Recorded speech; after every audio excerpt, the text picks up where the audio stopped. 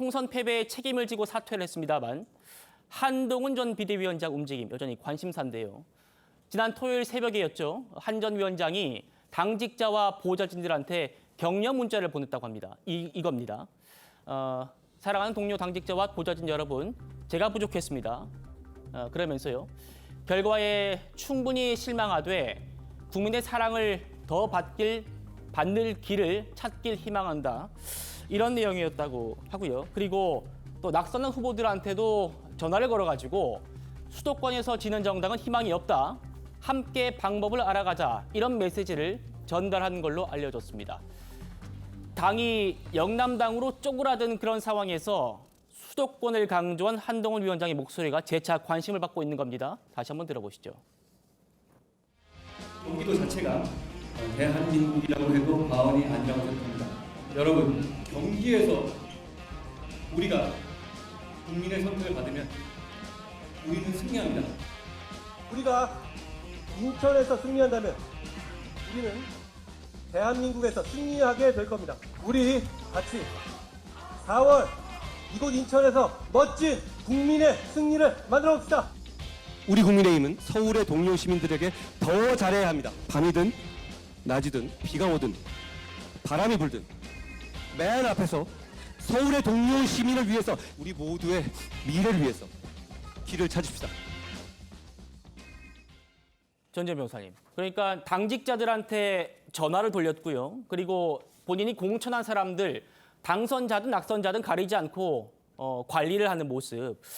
이거는 당으로 돌아오겠다는 그런 메시지로 해석해야 되지 않을까요? 일단 낙선자 입장에서 한동훈 위원장의 전화를 받으면 되게 감동을 받았을 것 같아요. 예. 그렇고 보통은 이렇게 선거에서 패배한 패장이 인터뷰를 하면서 제 책임입니다 하고 기자회견을 하고 떠나기는 하지만은 당직자 보좌진 한동훈 위원장 같은 경우에는 당에 들어온 지도 사실 몇 달 안 됐잖아요. 네. 일일이 전화를 하고 낙선자들한테 또 전화를 하고 문자를 보내고 이런 것까지가 이례적이어서 자꾸 회자가 되는 것 같은데 저게 뭐 잘못됐다를 잘했다를 떠나가지고는 자체가 사실 이례적이기는 해요. 그러니까 일종의 어떤 지역구 낙선 인사를 하는 것 같거든요. 네. 근데 낙선 인사를 하는 거는 다음에 내가 거기를 또 나갈 거기 때문에 낙선 인사를 하면서 관리를 하는 거거든요. 그런 차원에서 우리 이미 다 알고 있어요. 한동훈 위원장은 보수에 일단 지금 자산이 됐고 모두가 이번 선거 때문에 한동훈 위원장으로 인해서 감동을 받고 행복했거든요. 보수의 자산이 됐고 본인의 자이든 타이든 다음 선거 때 아마 또 나올 가능성이 커요. 그렇기는 하지만 본인도 또 나올 의사가 있다는 거를 저런 어떤 행동을 통해서 확실하게 보여준 거라고 보고 예. 바로 전당대회에 나오는 거는 무리라고는 보지만 이번에 근데 한동훈 위원장을 향한 어떤 비판들도 있었거든요. 근데 그게 어떤 꼭 견제만이 아니라 뭐 스피커의 부족, 그다음에 뭐 어떤 심판론에 치우쳤다, 그다음에 공천 과정에서의 어떤 수도권 룰의 문제들이 계속 지적이 돼 있었는데 그 부분에 어떤 뭐가 문제가 있었고 선거에 어떤 영향을 미쳤는지에 대한 좀 깊이 있는 반성도 다음 나오실 때는 필요한 게 아닌가 그런 생각이 듭니다. 이번 전당대회는 좀 어려울 것이고 다음 선거 때 나올 거라고 전망하시는 건가요? 왜냐하면 이번 전당대회는 그래도 몇 달 뒤인데 그때까지는 너무 얼마 안 남았고 예. 한번 이미지를 다 소진을 했는데 얼마 쉬는 시간 없이 그 다음에 또 바로 나온다고 해가지고는 당원들하고 일반인들의 그런 지지를 받을 수 있을 거라고 생각하진 않고 예. 만약에 차기 대권이나 더 큰 자리를 노린다면은 이번에도 너무 빨리 나온다는 지적이 있었거든요. 차기 대권을 노린다면. 그런데 전당대회를 또 나온다는 거는 또 지나치게 무리수를 두는 게 아니냐 그렇게 생각합니다. 예. 오늘 비가 하루 종일 내렸는데요. 여의도 국회 앞 담장에서 한동훈 전 위원장을 응원하는 그런 화환들이 속속 도착하는 모습이 포착됐습니다. 한때 국민의힘 비대위에서 한솥밥 먹었던 김경률 전 비대위원이 지금 전지현 변호사님과 마찬가지로 한 전 위원장이 이번 전대 출마 가능성은 0에 가깝다 이렇게 전망했습니다. 들어보시죠. 이분이 정치권역을 벗어나긴 힘들 거라고 보고요. 정치에 남아있을 것이다. 남아있을 수밖에 없다라고 생각합니다. 전당대회 출마할 거로 보십니까? 출마 안 할 거로 보십니까? 이번 당대표 선거에 뛰어들 가능성은 저는 뭐 0에 수렴한다고 봅니다. 맺고 끊는 그런 부분은 확실한 분이라고 생각합니다. 김진욱 대변인, 보신 것처럼 한동훈 위원장의 그 화환들이 응원 화환들이 지금 속속 등장하고 있습니다.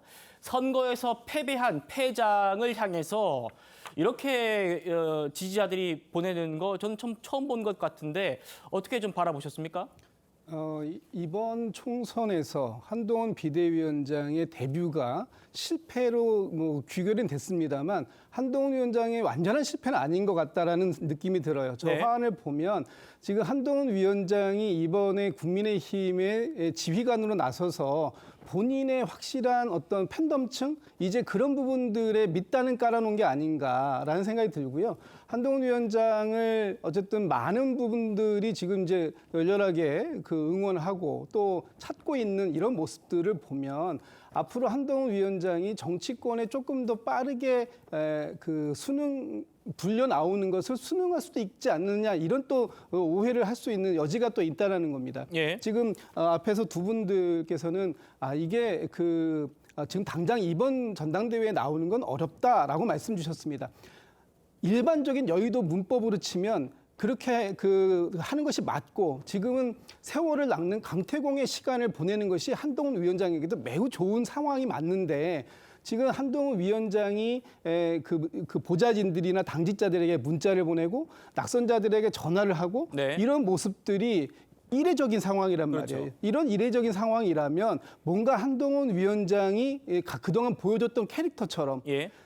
그동안의 여의도 문법과는 다른 형식의 문법을 구사할 수도 있지 않을까 이런 의구심을 갖게 만드는 것이기 때문에 이번에 그럼 잘하면 나올 수도 있겠다. 또 하나는 김경률 전 비대위원이 오늘 저 인터뷰에서 이런 얘기도 했더라고요.